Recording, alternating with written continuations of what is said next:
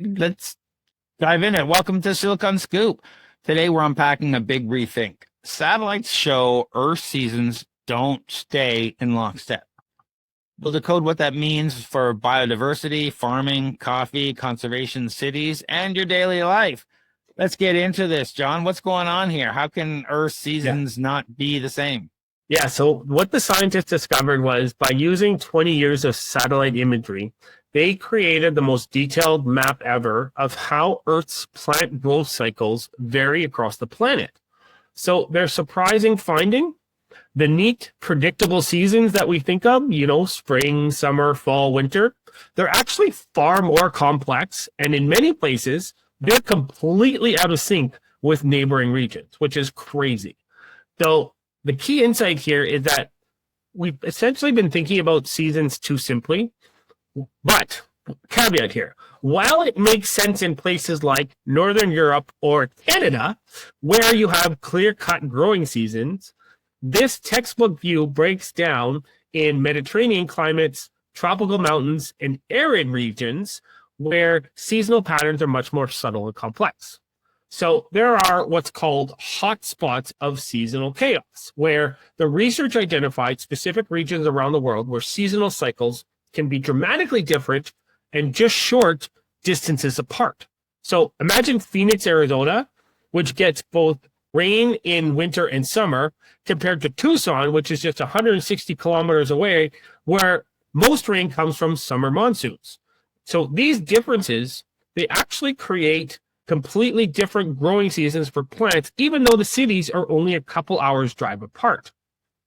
And one of the most surprising discoveries is that all 5 Mediterranean climate regions worldwide, which are California, Chile, South Africa, Southern Australia, and the Mediterranean itself, they show what's called a double peak pattern, where forests peak in growth about 2 months later than other nearby ecosystems. So why does this matter, right? Why are we getting into this? So it's not just academic curiosities, because they affect everything from when coffee is harvested in Colombia, where farms separated by a mountain range can have cycles as misaligned as farms on opposite sides of the earth, to the evolution of new species, since animals and plants with out of sync reproductive cycles are less likely to interbreed. So what's crazy is that it makes sense to me, this research and the outcome. And I don't know about you, but does this make sense to you, Craig, based on what you read and based on the article, that like this does make sense how this is happening? It makes sense, yeah. And, we just to emphasize why it's important, timing drives ecosystems. So out of sync seasons change pollination. They change migrations, like you said. They change the food webs. They overlap with biodiversity hotspots, and they reshape conservation and agricultural planning. Like I've been saying for a while that, what we are experiencing here in, Southern Ontario in the green belt, I guess, is seasonal shift. If you look it up, there's been a gradual shift about a month in the seasons, so that winter starts about a month later, spring starts about a month later, everything's starting about a month later. And there's this whole science on it. Now we start going back and say, oh, okay, so maybe we're just out of sync because now we got a little bit more why this is happening and why we care about it. So how will it potentially impact our life in the future? We could expect more precise local planning, farming, harvesting calendars, smarter water use, better wildfire and pest timing, and even regional product differences. Like you said, coffee harvesting based on all this. Well, so I got to bring this up though. Every season is off by a month except for fall, when fall comes early. Yeah, it feels cold today and for this last week, but it'll get hot again, and we'll be like complaining about how too hot it is. It's just the way it goes. So when will we see this kind of thing? When can we understand this? The maps and animated explainer are available now. Agencies and platforms can integrate them immediately into their dashboards, advisories, and planning tools. So this visualizations are public. The paper may be paywalled, but the core satellite data, Modest and Sentinel, are free. Implementation costs depend on your tools and your team. So almost anybody can go take a look at this. Yeah. And my question that I asked and I got an answer from is this caused by climate change, right? So climate change is actually accelerating some seasonal mismatches, but the underlying patterns of seasonal asynchrony are actually natural phenomena that have existed for millennia. So climate change is making existing patterns more extreme and also creating new ones, which is interesting to me. I thought a lot of this had to do with climate change, but kind of not really, but if that makes sense. Yeah, my research had suggested, and again, this could be just the way people like to approach it, increased seasonal asynchronicity. Yes. Related because of climate change. So this stuff has been going on for a while, but it's worse now. But we've only got 20 years of satellite data, so I don't know,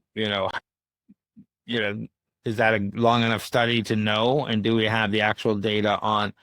I don't mean how worse it was. We had 10, diverse regions in this area now. Now we have 20 that are different.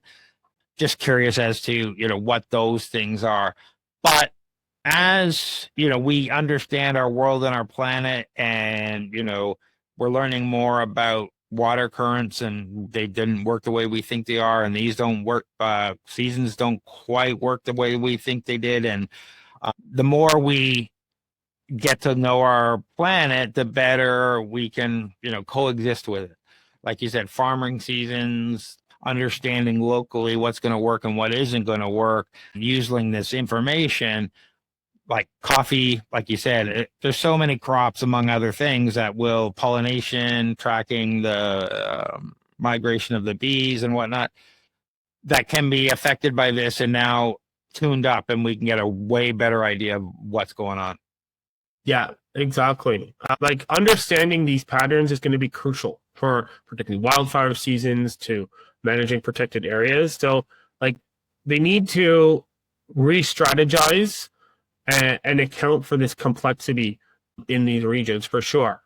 What I thought when I was reading this was I thought they were going to talk more about, because I thought they were going to talk more about the globe as a whole, which surprised me that they said it's less, Canada is less affected, which kind of blew me away because, well, maybe we're just in this bubble here living in Canada, but I thought that we were shifting quite a bit too. But it kind of, and this is what I got out of the article, but it kind of said that Canada is not as affected as other climates.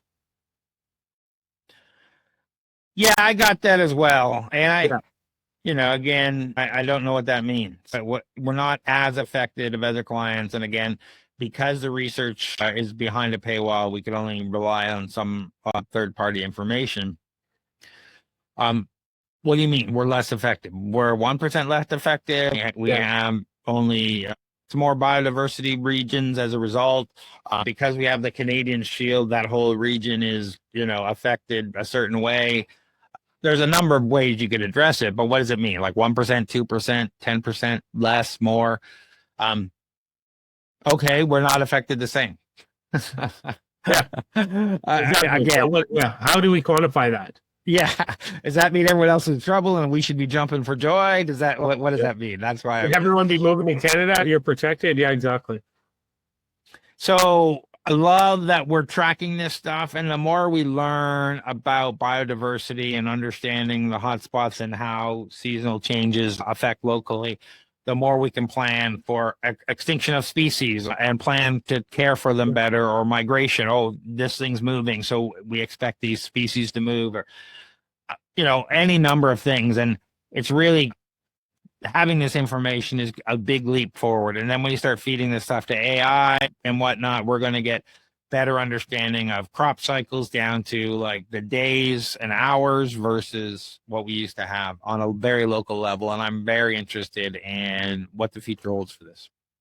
Yeah, me too. Yeah. So apparently our seasons didn't change. Our map did. With timing and focus, we can protect biodiversity, grow smarter, and adapt faster.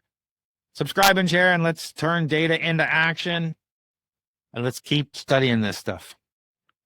So, what do you got going on, John? Yeah, so coming out end of September, definitely gearing up for Elevate. I know you're a partner with Elevate, aren't you, Craig? Oh yeah, absolutely.